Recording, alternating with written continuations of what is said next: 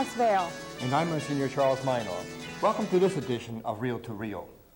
The very first story we did for this program was about a Philadelphia policeman who found new meaning for his life and in his job by a rebirth in faith. We've received so many requests to show that again that we're going to do just that. We'll also visit the singing Scott White family.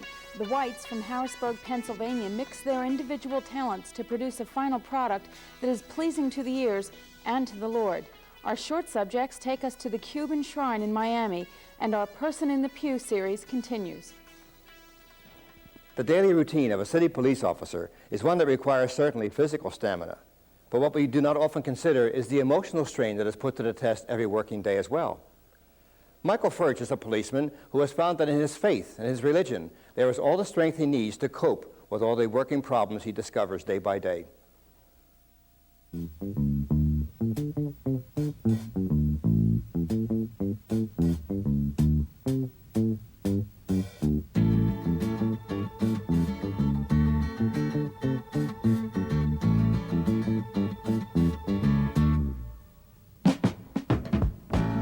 I just got involved and became a policeman at that point, well, almost 10.5 years ago. And that was a new time in my life, and I thought, you know, it's a very idealistic time. I thought I was going to get on the police department and about changing the world, but at least maybe I could help somebody in some way. But if you come down and look at it realistically, you don't always help people. People aren't looking for your help a lot of the time. The police life wasn't, first of all, what I anywhere dreamed of when I first came on the force. You know, I thought, oh, I used to think when, you know, there was a policeman driving by and, you know, look at the job he's got going out there stopping crime and helping people, and, you know, it was all, you know, the pie in the sky idea, I guess.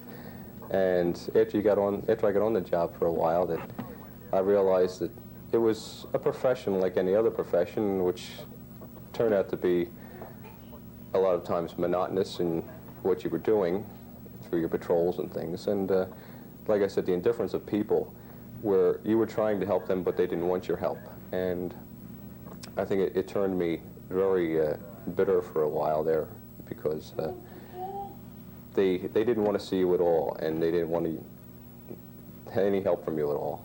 Mostly assigned to the west end of the district, so... As Mike approaches a domestic disturbance call, he talks about the uncertainty that he and every policeman faces each day. I feel that actually a job is uncertain, because you don't know if it's merely a minor quarrel between boyfriend, girlfriend, husband, wife, or if it's something serious, you know, where the husband or wife is a dangerous person. And how do you approach them? You know, you have to be very careful one way or the other until you more or less ascertain the facts of what is really going on. I really didn't have a turnaround in my Christian life until about 3 years ago. And after that point, I did realize that it was, you know, it's a job given to me by the Lord to get out there and do my best to help people, whether I feel bad about it or not bitter. But sometimes it doesn't always work out the way it should, that I feel it should. It may turn out to be a sour experience anyway, but still it's a learning experience, and I think that the Lord directed that. The fellows I work with are real nice, and they accept what I believe and how I express my faith and how I go about performing my faith, I think, and what the Lord would want me to do. They don't all agree with it, I think. 3512, put me back. I'm going up in the area. Okay, 3512. A silent alarm at a private residence has been tripped, and Mike responds to the call. The possibility of coming face to face with an intruder and having to use force is another constant reality in a policeman's life. There may be a time when I have to use force. What I try to do is, one of the main things that I base my profession on and how I act is from Luke chapter 3, verse 14. And that's where he talks to the centurions. They ask him, what are they to do to be saved? And he says, don't bully anyone, and don't accuse anyone falsely, and be content with your pay. Well, I'm content with my pay. You know, as the price of things go up, you know, I'd like to get a raise to have that stay about the same. You know, it's like we have to eat. But I don't accuse anyone for no reason. I don't accuse anyone falsely. And I don't bully anybody. I don't go out there looking to start fights. I don't go out there picking fights. And I feel it's part of my job that I may have to get into a fight, and this is what the Lord's guiding me to, and He'll guide me through it, and He'll pick the best way for me. I get a lot of support from Joni. It's a shame she's my backboard, maybe, I guess you would say would be a good word. She takes all the brunt of it here, where I would let off steam here for her, and she gives me feedback, you know, whether I'm doing, I feel I might be doing the right thing, but she has another opinion that might give me a different outlook at it. But Joni helps me out a lot, and then I belong to a prayer group, a charismatic prayer group, and I get a lot of support from the people in there with the other Christians that I become involved with, you know, and it's a lot of fellowship there, and I get a lot of support from that. You know, it brings me a little closer to the Lord, I think. I, for one, would think that a wife must have fits every day.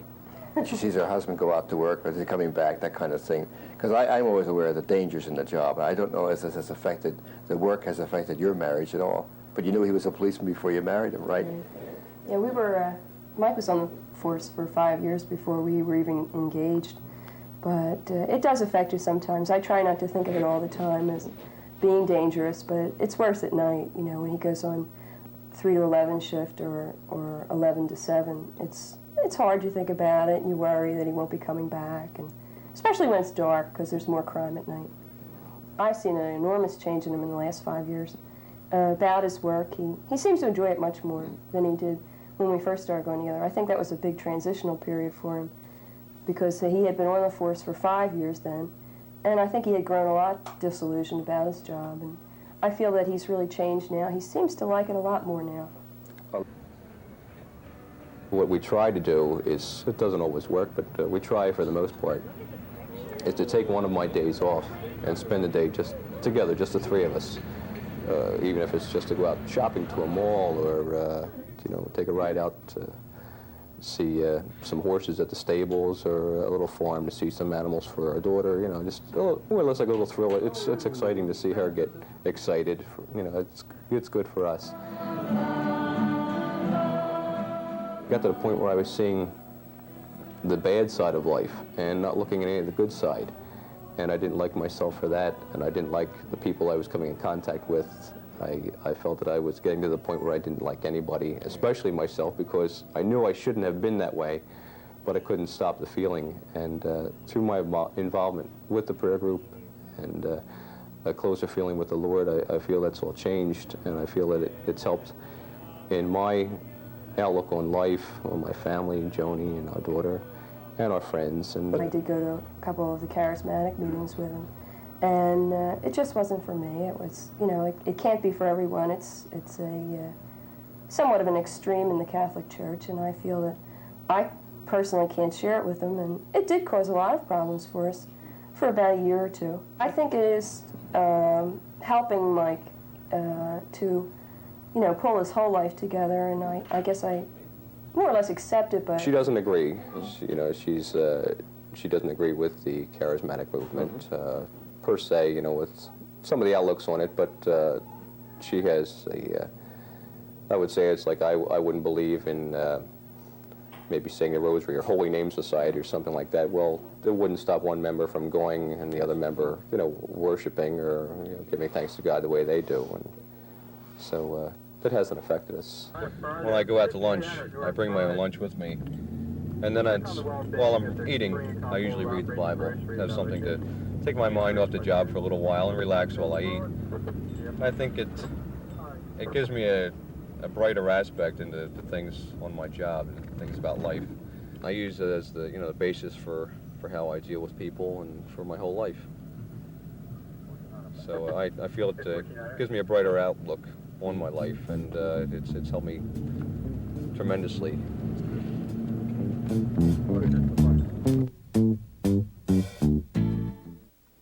We thank you again, Mike, for sharing with us a story of your rebirth in faith. I believe there's a message there for all of us, and especially I hope that those people who have requested we show this segment again have gotten the message they were looking for. Next up are short subjects.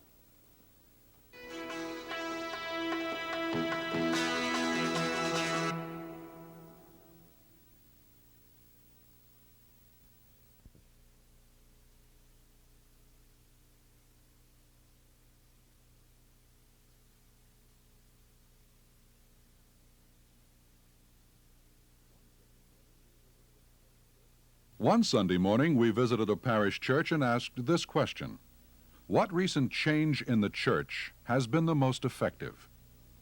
Well, I think the fact that the liturgy is in English rather than in Latin. Getting in gear and more appreciative of the other churches and working with you together. And I think being participating too, like lectors and lay ministers and that sort of thing, I think we feel more a part of it now. And I think the emphasis on adult education. Many of us, even those of us who went through Catholic schools through college, stopped growing in terms of church, in terms of theology. And the emphasis on adult education has brought about and helped to make the changes come about. The Vatican II recognized and gave the church back to the people where it belonged, where it was in the 1st and 2nd and 3rd century. Well, there's a lot more openness, and it's not as stuffy. We also asked a second question. Are there any other changes you'd suggest? No, because I'm still a little old-fashioned, and I like the old church. I'm from an old Italian church, and I don't expect this to be the same way, but I like the old ways of the church. I'd sure like to see the priests be able to get married. I'd just like to see it come back together as a big unit. It's gotten away from that. Everybody runs out after church, and they're gone. Well, certainly the ordination of women is one. I think we have a lot to contribute. That is one of my dreams. I think the Catholic Church is perfect just the way it is, and changes will naturally evolve out of the evolution of the growth of the church. Hello, my name is Pat Livingston. Let's think about heroes. We have need of heroes. Heroes call the greatness in each of us to life. If we can see their courage, their tender merriment, their power gently used. It is there in all of us, waiting to be claimed. We need greatness because it is smallness that brings us down, little meannesses and givings up. And it helps to see life lived out large in heroes, if we are to love again yet another time. Heroes have been somewhat scarce in modern times, and there has been an effort to create them for the young in forms like Luke Skywalker, Wonder Woman, Superman. But it is not useful to have a hero who is not really human, who does not have our limits. So when Luke was maimed by Darth Vader, his hand got replaced. Well, that's not going to happen for us. When Lois Lane is crushed in the earthquake and Superman discovers her, he gives that primal cry of pain and rage that we all know. No, don't take away what I love. But what he does then is useless to us. He turns the globe backwards, reversing it on its axis until it is yesterday. Well, we can't do that. For us, yesterday can never be undone. And we need heroes who must deal with that, not leap tall buildings in a single bound, but struggle out somehow in hope the next few steps. It helps to bring that to birth in us if we can see that. So let us give thanks and look for human heroes.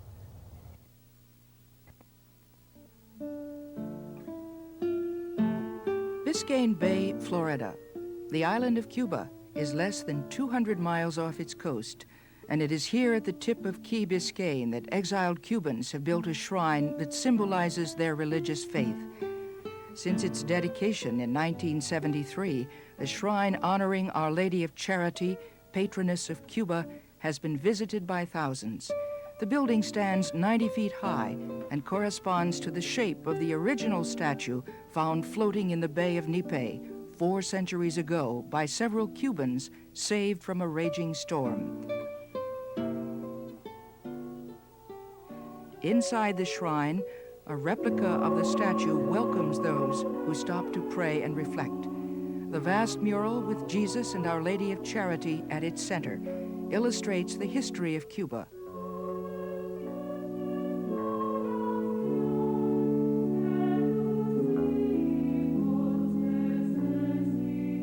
Under the main altar is a stone made of earth and sand carried from each of Cuba's 6 provinces.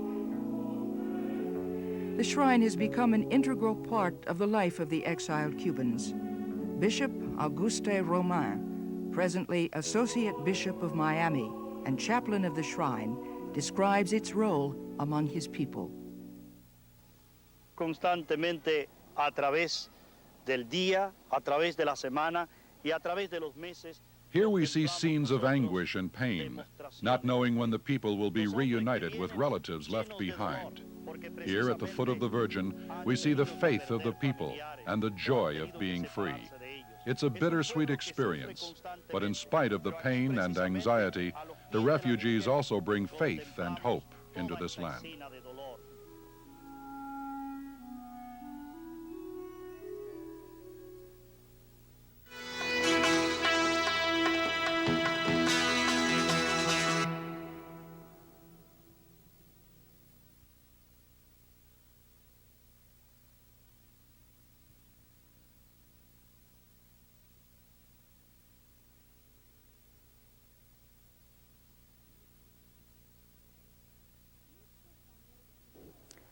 A new twist on the old cliche is that the family that sings together stays together.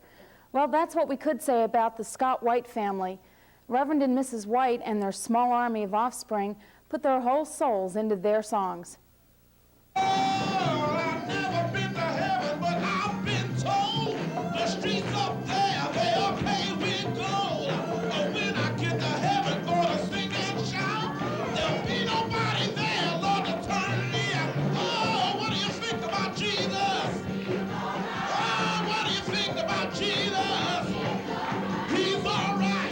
This is the Scott White family, and as you can tell, doubt is not in their vocabulary.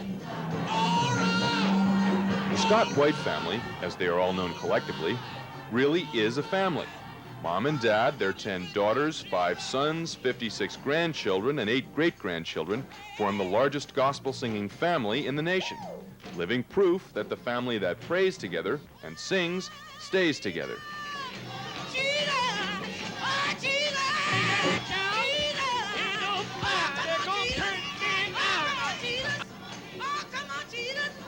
The Reverend Scott White is a Baptist minister in Steelton, Pennsylvania, just outside Harrisburg. He and his wife, Mary, raised their family here, and it seemed that as the family grew, so did their ministry.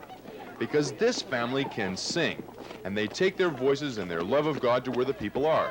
In this case, a state office building in Harrisburg, where some of the family works. Let us bow our heads. Our Father God, we come in thy presence and before thee. And I feel when we can't get nothing else accomplished, praising God through song will accomplish a lot of things that we set out to do. Sometimes it'll move anger away. It'll move fear away, just singing a song.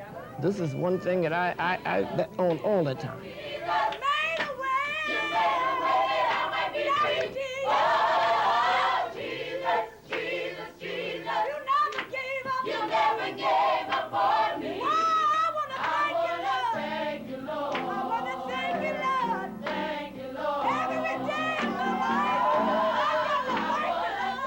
Scott and Mary White have a lot to be thankful for. Of course, it's not easy raising a family of any size, and they remember how difficult it was. He had no job, she was young and newly married, and sometimes problems just seemed too much to bear. And then there were the children. When our first baby was born, he was crazy about that baby. He would sit up and rock her and sing to her. When she was just a little baby, she was singing hymns, you know, in the baby voice, because all day he would sit up and it was during the Depression. He couldn't get a job, so he would rock and sing and to my baby. And as the babies came, he just loved them all, so much so that all of my friends, my girlfriends, they would say, I wish my husband was like your husband, to take up the time with the children as he takes up the time. He always did. He played with the children more than he played with me. Now, 49 years later, Dad mostly listens while his family plays and sings, and they get better and better. So good that they've put out 3 albums and gone on tour in the South. But through all the attention and pressure to cash in on their ability, the Scott Whites insist that they sing not for themselves, but for the glory of God. and it's going to stay that way. Marie, somebody. Come get the grease ready. Do we need everybody? Make no mistake, however, they are a family with all the usual problems, foibles, heartaches, and joys that all families experience. It's been a non-stop learning experience for everyone, and it's not over by any means. I can tell you what having all of these children have taught me: patience. I've been waiting all my life, and I had to have patience, you know. And there's room for more teaching now. How can you eat and work at the same time? We went through, for these 49 years, we went through a whole lot, more than I could ever tell you. And God has brought us through every trial, every tribulation, and every hard time. And when we couldn't get jobs, when we didn't know where the next meal was going to come from, God always made a way. Proverbs 23:6, to train up a child in the way he should go, and when he is old, he will not depart from it. Do any of you know what that means? Passing that faith and love on to the next generation has become a very important part of family life. And living room sessions like this one bring everyone closer to God and each other. Proverbs 22:6. Good. But the sessions that truly distinguish the Scott White's family life are the ones that take place in the basement after supper. Here we go.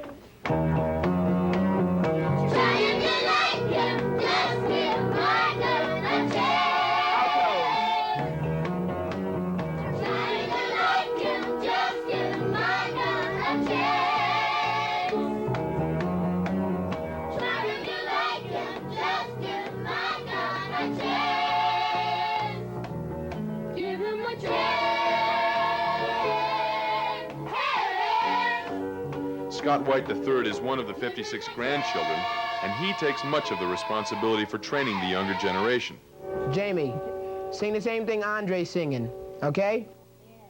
Basically, with the children, as far as working with them, I don't have to teach them to sing because that's something that, you know, was stated before. It comes natural. They sing naturally. Basically, all I do is show them the songs, you know. Chance, let me hear it. Chance, stronger, stronger. Today is special because the family is giving a concert at the New Hope Baptist Church in Harrisburg. As evening approaches, the house begins to buzz with activity. To Mary White, being mother here is a constant pleasure. People would say, "Oh, Mary, I'd like to see your home at Christmas time," but it's not just Christmas time at my home.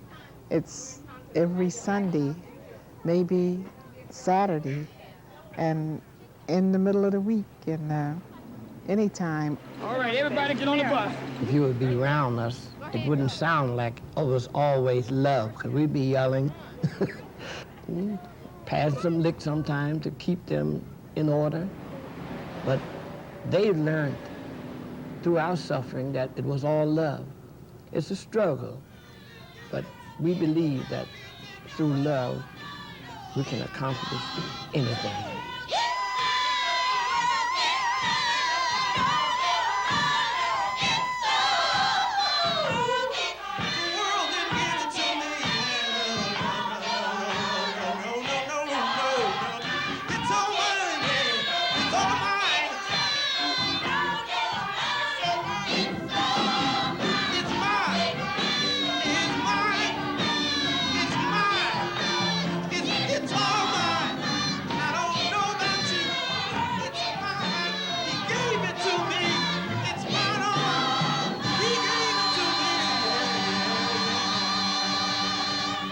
I believe deep down in my heart, heaven is something like that, living in a house, but singing and music. And it's just beautiful. Everything somebody do, they either whispering or singing praises unto God. It's just beautiful, that's all. It's just, if I hadn't seen heaven, I would always think that I was in heaven among all that singing.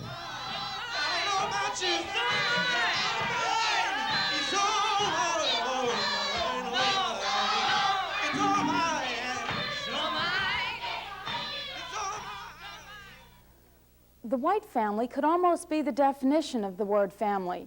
They're still very close to each other and they help each other out, but the thing they do best together is sing. And there's no doubt that they sing for the Lord and mean every word of it. Next week, we'll show how music is helping to keep some young people off the streets. Also, we'll learn of a program in Winter Park, Florida that helps senior citizens feel wanted and needed.